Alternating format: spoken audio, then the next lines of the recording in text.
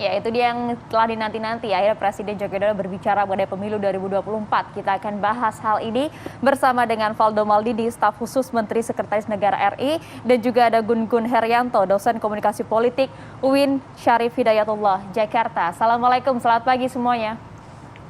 Waalaikumsalam, selamat Waalaikumsalam. pagi, Pagi, Mas Bay, Mbak Maria, Mas Gun, Oke, hai. ya. Mas Bayu. Ya, salam sehat untuk semuanya. Pernyataan tegas seperti yang kemarin disampaikan ini juga diperlukan. Oke, kalau itu merupakan komitmen begitu ya, dan juga sikap tunduk terhadap undang-undang. Mas Gun, apakah Anda melihat hal ini serupa dengan apa yang disampaikan Bang Valdo atau punya arti lain? Pertama, membaca dulu apa yang disampaikan oleh Pak Jokowi, 5 poin yang kemarin disampaikan itu menurut saya punya langkah lebih maju dibanding pernyataan-pernyataan sebelumnya. Artinya udah mulai mengoperasionalisasikan tahapan teknis penyelenggaraan pemilu di 2024. Contoh misalnya di poin 1 itu Pak Jokowi bicara soal tahapan jadwal pelaksanaan pemilu kan ya. Kemudian komitmen untuk melantik KPU dan Bawaslu 12 April itu clear. Kemudian payung hukum regulasi ya yang menyangkut pemilu 2024 dan pilkada, kemudian alokasi dana termasuk juga pejabat gubernur atau kepala daerah lainnya seperti bupati dan wali kota. Nah, ini saya pikir menjadi jauh lebih rinci dibanding pernyataan normatif dan ambigu gitu dari pernyataan-pernyataan sebelumnya. Menyangkut poin 1 tadi soal bahwa memang Pak Jokowi meminta kan jajaran menterinya untuk memberitahu masyarakat secara lebih luas ya bahwa jadwal pelaksanaan pemilu itu termasuk juga pilkada serentak di 2024. Tetapi kemudian memang Pak Jokowi meskipun menyatakan bahwa ini untuk menghindari spekulasi, sebenarnya kalau kita lihat kronologi spekulasi yang muncul di masyarakat itu tidak pure benar-benar dari perbincangan warga, tetapi sebenarnya distimulan ya, dirangsang oleh pernyataan justru inner circle istana, seperti misalnya beberapa menteri yang menggulirkan itu di publik, dan itu diulang beberapa kali sehingga kemudian menjadi beresonansi atau bergaung, dan wajar kalau kemudian beberapa statement Pak Jokowi kemarin meminta para menteri untuk fokus bekerja, bukan kemudian berpolemik soal penundaan. Nah ini Mbak Maria, Mas Bayu, menurut saya menjadi perhatian utama sekarang soal konsistensi pernyataan Pak Jokowi untuk mengonsolidasikan seluruh jajaran menteri fokus pada kinerjanya, apalagi kalau bukan leading sektornya begitu ya, yang bukan urusannya kemudian dia masuk ke situ dan itu menjadi bahan polemik, dan polemik itu kerap kali memantik reaksi bahkan resistensi di masyarakat begitu. Yang kemudian yang kedua adalah mengonsolidasikan seluruh basis kekuatan pendukung yang menyokong pemerintah. Saya pikir itu juga diperlukan untuk kemudian juga tidak berada dalam orkestrasi yang tetap mempolemikkan soal keinginan penundaan ataupun penambahan periode, karena masih ada juga beberapa elit partai politik yang berada dalam pemerintah yang dalam dialog-dialog publik itu juga masih mewacanakan soal itu kan begitu. Mas Gun Gun, tadi kalau dari Bang Valdo menyatakan bahwa itu hanya aspirasi, kan nggak ada juga orang yang melarang untuk menyampaikan aspirasi, tidak juga dilarang begitu, meskipun dari dalam inner circle-nya sendiri. Tapi dengan apa yang disampaikan oleh Pak Presiden kemarin gitu, sejak kemarin dan hingga nanti ketika pemilu berlangsung, riak-riak seperti ini atau pernyataan-pernyataan serupa ini masih akan tetap muncul atau tidak, Mas? Kalau riak-riak berpotensi muncul ya peluang itu selalu ada ya. Makanya kemudian saya tadi menggarisbawahi soal bagaimana Presiden mengonsolidasikan jajaran menteri dan partai penyokong. Itu menurut saya kuncinya.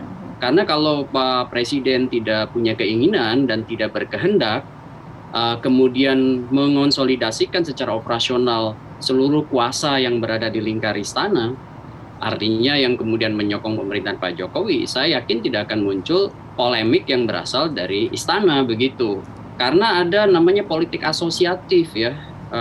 Jadi akan ada publik itu mengasosiasikan si A si B yang kebetulan memang berada di jajaran menteri itu dengan keinginan segelintir atau sekelompok orang yang ingin menunda atau kemudian nambah periode kekuasaan, dan itu kan menurut saya juga sebuah bacaan yang tidak bisa dilepaskan dari aksi reaksi pernyataan itu di muka publik begitu. Makanya kemudian kalau Presiden Jokowi sudah menyampaikan itu di muka publik bahwa menteri itu harusnya fokus ke bekerja, bukan lagi berpolemik soal 2024. Nah sekarang bagaimana daya ikat dari pernyataan itu yang ditunggu. Kalau kemudian tadi seperti Mas Bayu masih muncul riak-riak soal mempolemikkan penundaan ataupun penambahan periode dari orang yang diasosiasikan berada di lingkar istana, berarti kemudian tidak salah juga publik mempertanyakan seberapa otoritatif ya pernyataan Presiden itu mengikat loyalitas dari konsistensi para menteri untuk mengikuti apa yang benar disampaikan oleh Pak Jokowi. Bukankah Pak Jokowi sendiri juga berkali-kali pula menyampaikan tidak ada visi menteri, yang ada adalah visi presiden.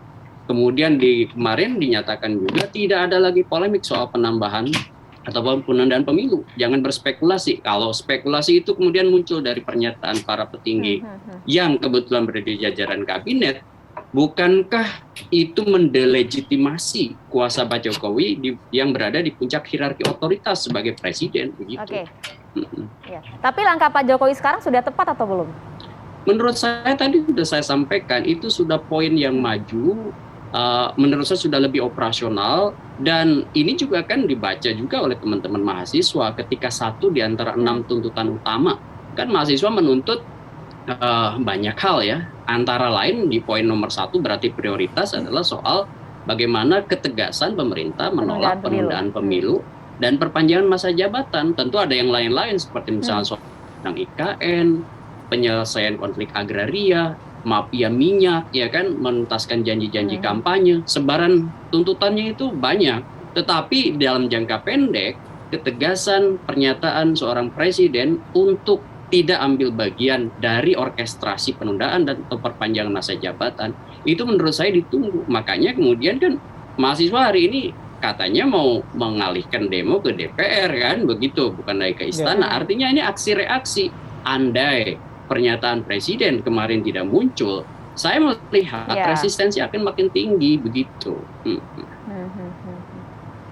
Saya terakhir ke Mas Gun-Gun ya, Mas Gun-Gun, kalau berangkat tadi apa yang sampaikan Bang Faldo gitu soal kepentingan, ada kepentingan lain begitu ya. Analisis Anda gimana kalau pernyataan ini datang dari istana? Iya, memang menjelang momentum 5 tahunan itu akan selalu banyak kepentingan elektoral partai politik, kepentingan misalnya investasi dalam apa namanya benefit of office ya, keuntungan dalam kekuasaan, belum lagi bicara soal cost of entry, biaya masuk gelanggang pertarungan begitu ya. Itu akan banyak, dan kita bisa tahu bahwa peta itu di luar parpol ada juga kuasa ekonomi begitu yang tentu investasi di banyak hal gitu ya. Dan kalau kita bicara soal, bagi saya sih yang paling penting Pak Jokowi itu pada konsistensinya dalam pernyataan yang kemudian ditopang melalui kebijakan serta koordinasi atas kebijakan. Contoh misalnya sekarang beliau sudah masuk ke wilayah operasional pemilu, tahapan, anggaran, regulasi gitu. Itu kan sudah bicara soal dimensi-dimensi kebijakan antara lain. Nah, tetapi juga soal komunikasi kebijakan dalam konteks benar nggak nih bahwa seluruh proses ini tidak kemudian dipotong, dibajak gitu oleh mereka yang punya kuasa politik dalam menentukan regulasi. Contoh misalnya, kan Pak Jokowi sekarang satu langkah setelah memberikan pernyataan wacana ini atau pernyataan retoris ini adalah mengonsolidasikan kekuatan, bukan? Contohnya adalah apakah benar tidak ada nanti kemudian upaya-upaya untuk menggulirkan narasi soal penundaan dan penambahan itu oleh para elit partai politik di pembahasan-pembahasan yang berpotensi menjadi amandemen. Nah, itu juga satu step lagi yang kemudian harus dipastikan bahwa ketika pemerintah sudah berada dalam posisi yang misalnya menolak penundaan ataupun penambahan, maka satu step lagi adalah mengonsolidasikan itu menjadi sebuah hal yang juga kondusif. Jadi publik itu tidak lagi kemudian punya indikator-indikator untuk membawa pada sebuah spekulasi-spekulasi tadi. Oke, baik.